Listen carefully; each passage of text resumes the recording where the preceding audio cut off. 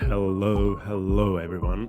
GM. Welcome to Web3 Magic Podcast. Here I talk with builders of some of the most interesting projects across Web3 space. Interesting by the use case, not by the price of a token. So let's warm up with music and let's jump into today's episode.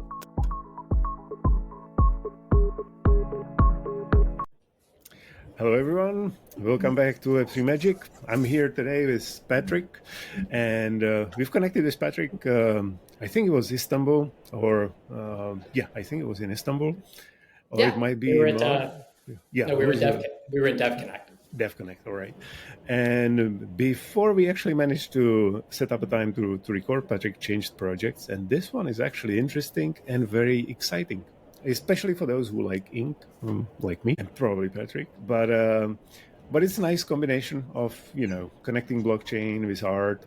And it's not purely about NFTs, because we had NFT projects on the podcast before. So welcome, Patrick. Happy to have you. Yeah, thanks for having me. Wonderful. So obvious question I always start with, how you got to crypto? Yeah, so my journey is probably similar to many others. So I started buying crypto in 2015 as just a speculative asset. So I heard about cryptocurrencies. I'm typically an early adopter of a lot of tech, and I entered the cryptocurrency casino. So at the time, there was very little utility for these tokens that I was purchasing. The goal was token go up, and that's what I was playing. So very early buyer. Some people got stuck in that, till now.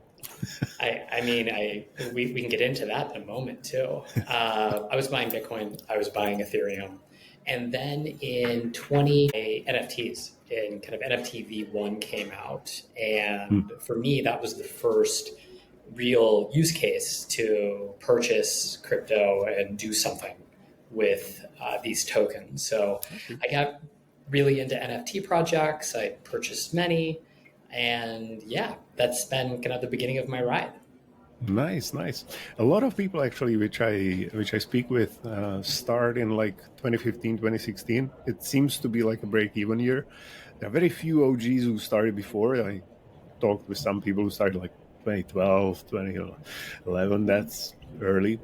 But 2015 seems to be typical start for people who are well established in crypto right now, let's say. So I assume when you got excited about, DeFi, at the first, you didn't really work in the space, right? So you probably had like a normal tech job. Yeah, and I wouldn't even say it was DeFi. It was buying, my on-ramp was Coinbase, very centralized exchange. I didn't have a self-custodial wallet until I started buying NFTs. When I first started with crypto, my background's in big tech. So I was early at Facebook. I was part of a team that launched advertising at Instagram. I then went to Pinterest in order to oversee their API program. What really got my spidey senses going about what blockchains could represent is when I tried to build a social network for live music fans called fans.com. Our goal was to connect people that were attending concerts before, during, and after those events. I was unable to find product market fit because the data necessary to connect people that were going to concerts was controlled and owned by big ticketing companies. So think Ticketmaster, Access, Eventbrite. And they held that data as their secret sauce. So that was the first time I thought about how this world of data needs to truly be democratized. And access to data in order to fuel innovation is critical.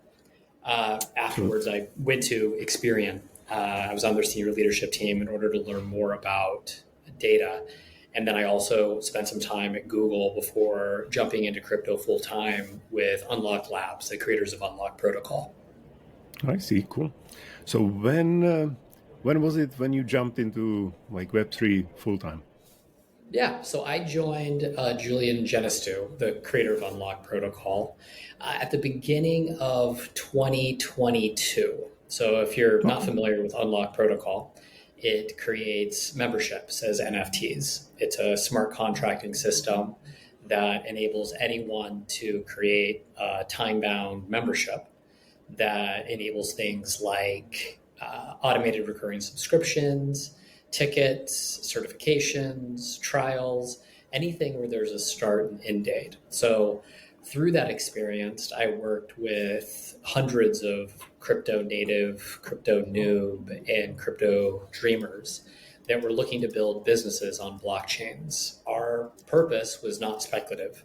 These NFTs were used in order to create predictable and recurring revenue models for businesses that was truly decentralized with payment rails on blockchains that they own and control. Well, Unlock is actually very cool. It's one of the projects I like a lot. And I think a lot of listeners should take notice. If you guys don't know Unlock, you should take a look at it.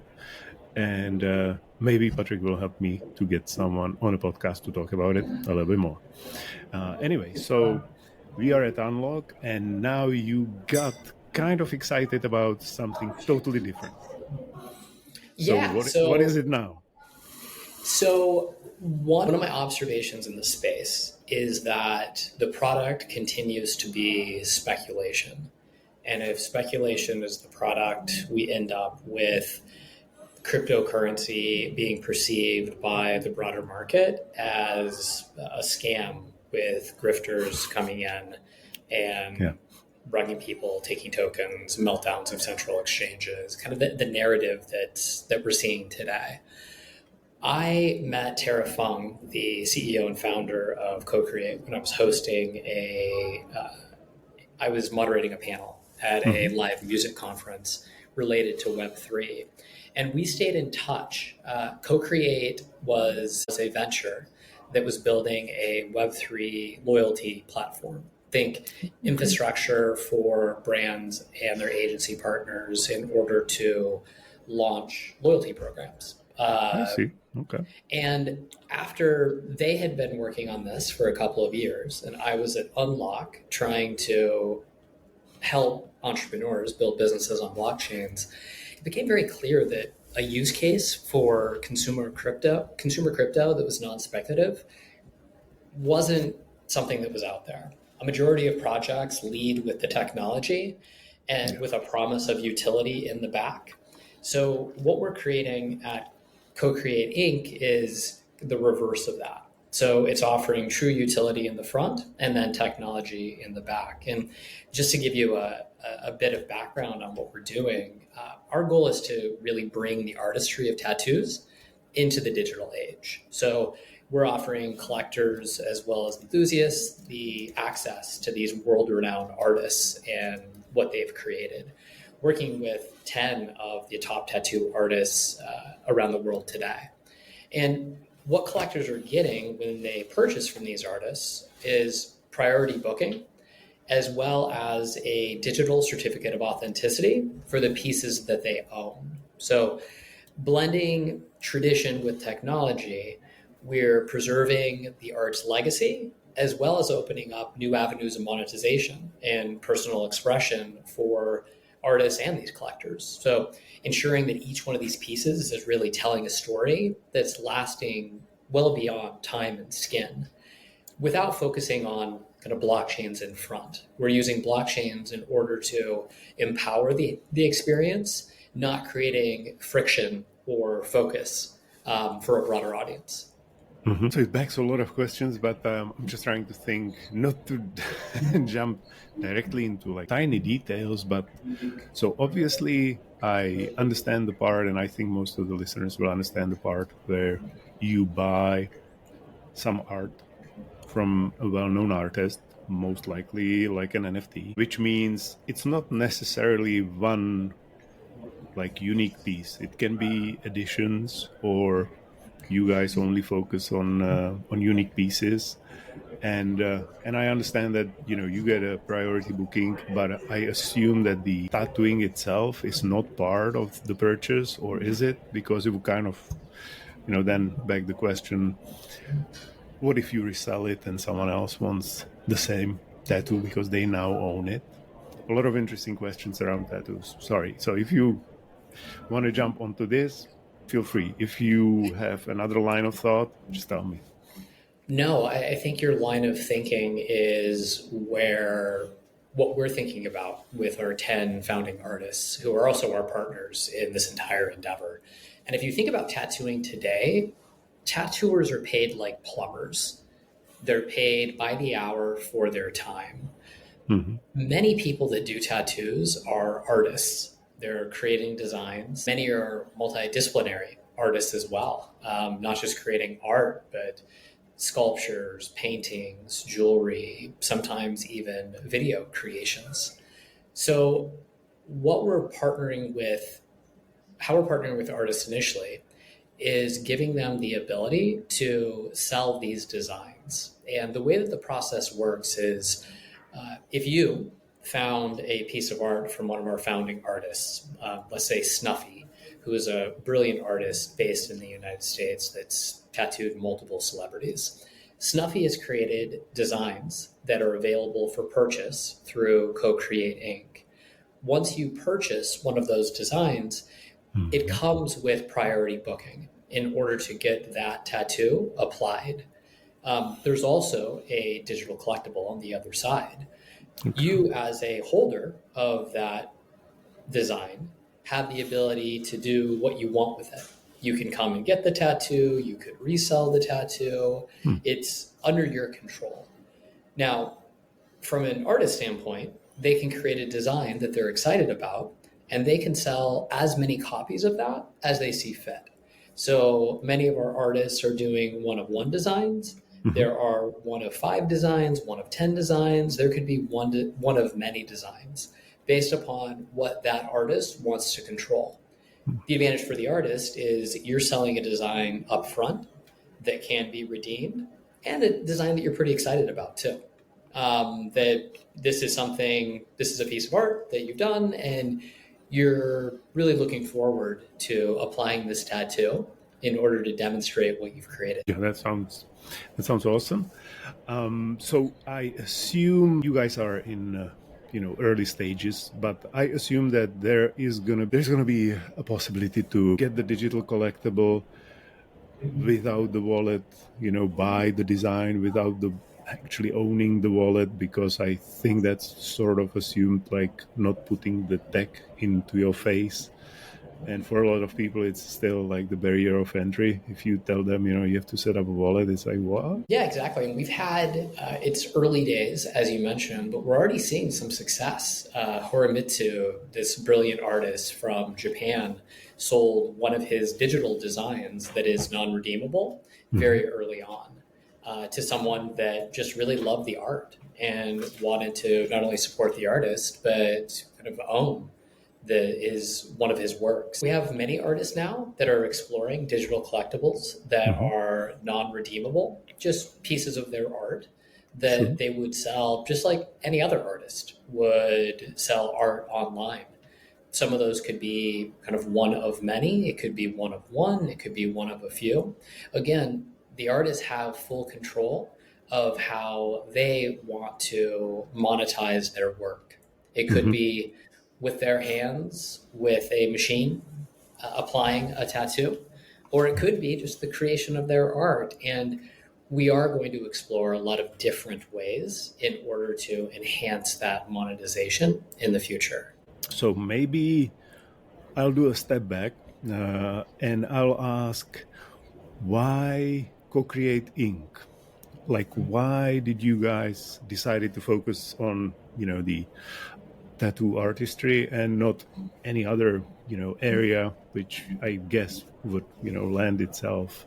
There is a ton of different art, and there's a lot of other things where you could apply what Co-Create was probably building before.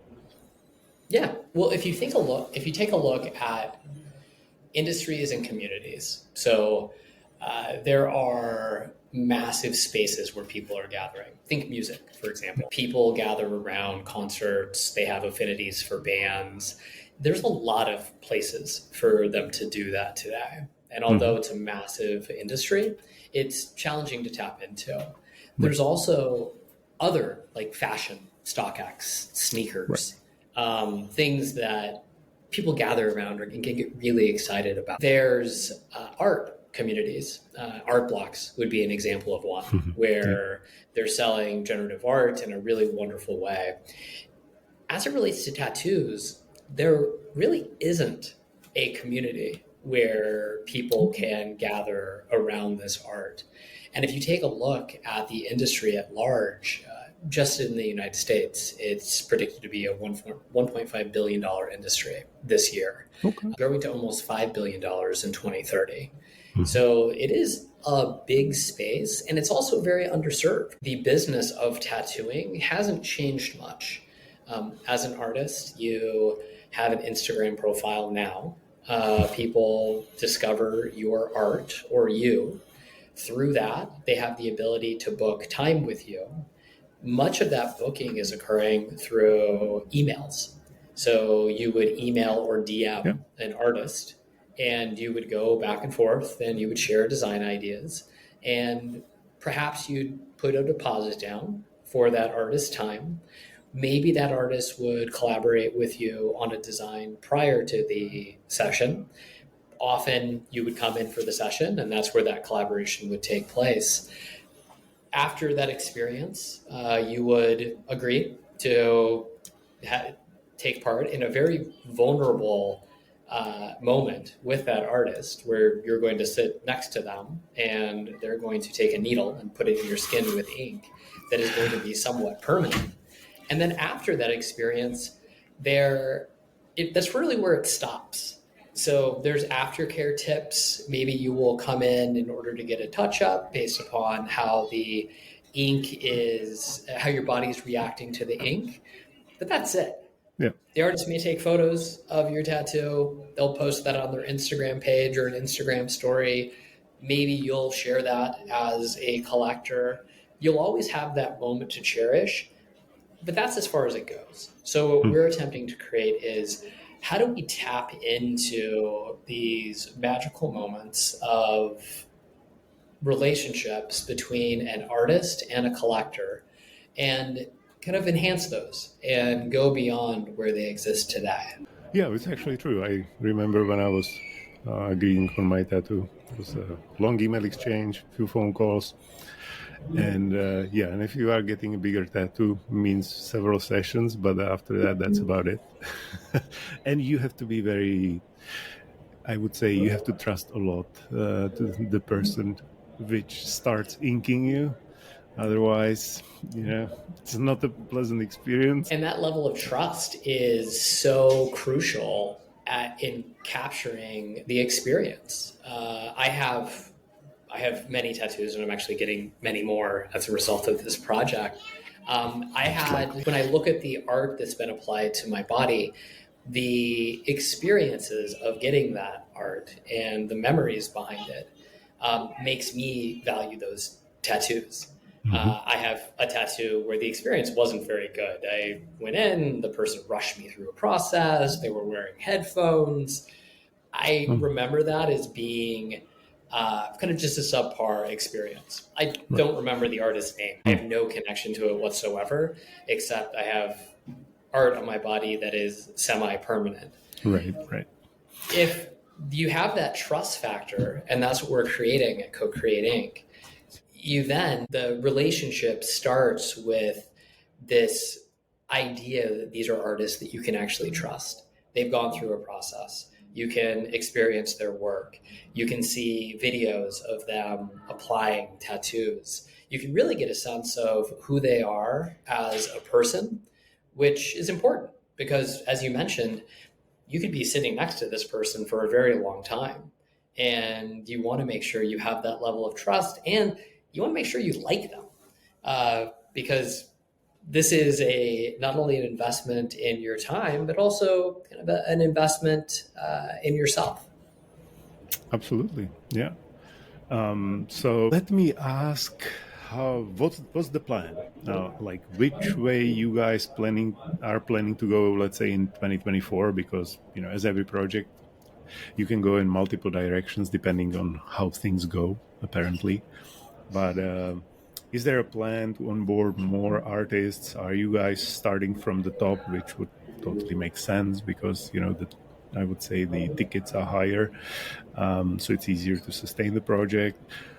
Is there, for example, a plan to actually allow art from artists who are not tattooing themselves, but are maybe someone likes the may like the art, and then somebody else would tattoo that thing? I know tattooers don't really like it, but it depends. So what are the next steps which would give some hints to the listeners of what they are looking into, what they can look Yeah. forward to? So we want to help tattoo artists make more money, and we want to open up new avenues of monetization in order to lead them down that path. So with our 10 founding artists right now, we're experimenting with different styles, different price points, different features and functionality in order to improve the sales rate of designs that are on the website and really build trust and value around each one of these artists. In 2024, we will be expanding our roster of artists based upon kind of what we're seeing in the early days, because we want artists to come on the platform and be successful. Where this goes in the future in terms of adding additional inventory of art and the relationships that we're creating within our community is still to be determined. We're figuring out what that looks like.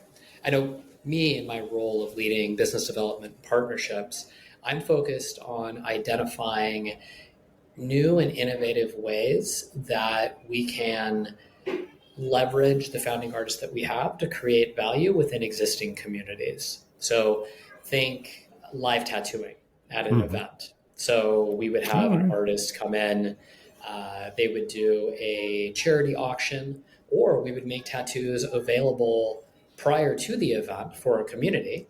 And then you as a community member could come to that event. You're going to receive a live tattoo in order to commemorate that experience. And kind of you just create those kind of unique and special moments that otherwise maybe they are aspirational for communities, but how can we help kind of facilitate a lot of those moments for people? No, that sounds great. Not sure I would do the live event, but I know a lot of people who would, just for the fun of it. And yeah, and it doesn't have to be a Bored Ape tattoo. So art would be better, that's for sure. Unless you're really into Bored Apes, and that is a community that you identify with. And during Ape Fest, you want to get either your ape, an ape, or kind of an artist's rendition of what an ape could represent. So we're exploring all these models. We don't know what will work yet, but we are excited about the possibilities, and we're exploring these to see what can really add value to communities. Well, I like the project, like co-creating. The nice part is there is a lot of nice visuals. Of course, the art is in the eye of who's looking at it, but in principle, it's one of these areas where there's a lot of visuals, and people generally tend to enjoy it. At least I do. So that's very cool. So is there already a plan for live tattoos on like South by Southwest or East Denver? So we're having conversations with multiple communities, multiple organizers. We'll see. Nothing to announce here, but hopefully something here in the near future. Lovely. Okay, is there anything which I forgot to ask and it's really important and interesting, and you would like to give a shout out to something you guys are planning or you did and people should check it out? Yeah, so I would definitely say go to cocreate.inc. That's our website. You can sign up and browse not only our artists, but also all of their designs. In addition to that, if you just want to stay in touch with what we're doing, definitely sign up for our Ink Report newsletter. That's a way to, as we continue to grow and we're announcing new artists as well as new designs, a good way to keep up with what we're doing.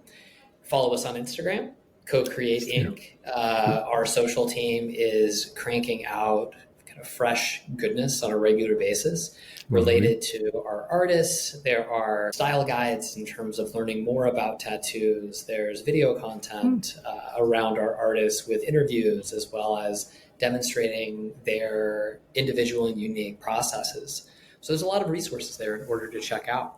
And if you're interested in just learning more, don't hesitate to reach out to me. I'm Patrick Workman on all of the channels. So Twitter, Telegram, Discord, LinkedIn, fire away. Patrick Workman. All right. Awesome. I will, of course, include all the links in the show notes. And thank you very much for being here. This was really interesting. And maybe we can add some of the visuals so it would look nice when we share the episode. Thank you, Patrick. Yeah, amazing. I definitely appreciate it. Thanks for the opportunity and have an amazing day. You too. Bye. And that was it for today. I hope you enjoyed the conversation. If you want to connect with my guest, or if you're interested in some of the points that were discussed today, just check the show notes for links. And don't forget to subscribe for future episodes. Also, if you are compelled, please leave a review. It helps others to find the podcast, and you can surely share it with your friends to save them the trouble of discovery process. I definitely hope you would do that for me. One more thing, from January 2024, there is an option for the interested collectors to mint the episode or just the episode's art, which is always uniquely created by me for each guest and project. So go check the show notes to find out more. Until next time, keep it colorful and stay positive, friends. Ciao.